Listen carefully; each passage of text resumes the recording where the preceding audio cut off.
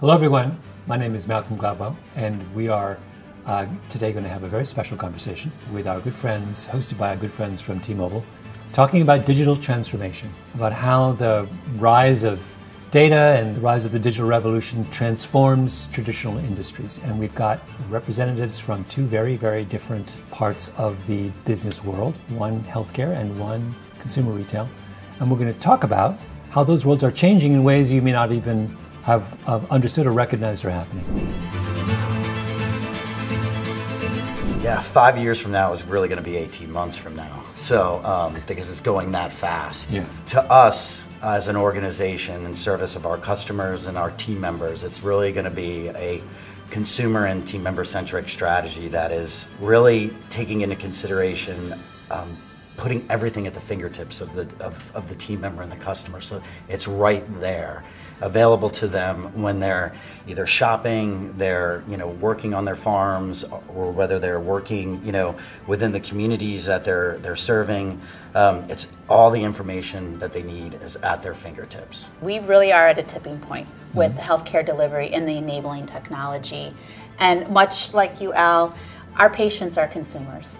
And we, in the next few years, we have to make it easier for patients to come to us. We have to make it easier for physicians, care team members to care for those patients. So self-service and access will be where we need to focus on. And I know for Boston Children, it's one of our pillars in our strategic plan is to increase the access and the self-service for our patients. A lot of times people ask me, well, why do you need to invest in your employees and or your providers in the same way? Because everything is self-serve and digital. I think of it like Iron Man having Jarvis. You equip them with the technical tools that make them the very best heroes for your customers. And that's something that I appreciate about that. When you think about where healthcare started with the electronic health record, it was everything that we did on paper, we're going to now make it electronic.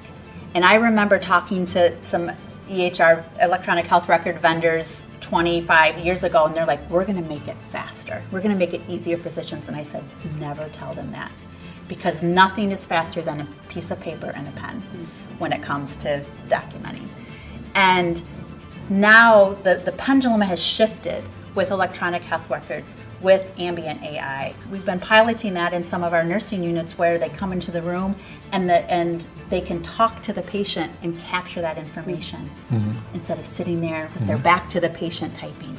How do I use AI to actually generate code? We actually do that now. How do we use it to generate test scripts so that we can test things faster, get it into market? And the same thing does apply, in the walls of the retail location, is because it's like, how do I make replenishment faster? How do I make labeling faster in a store? What's the process for that? So anything and everything is on the table now. So I grew up on a farm, and I remember something would break on the farm. You're on a farm, you're out 20, 30, 40, 50 miles from where the store is.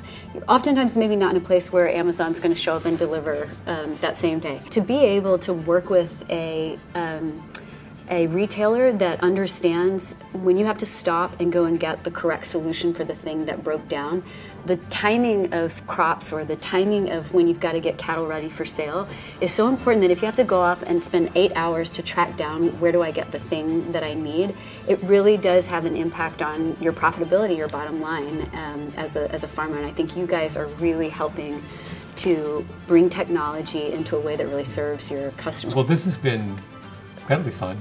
Thanks to all of you. Good luck with what you do.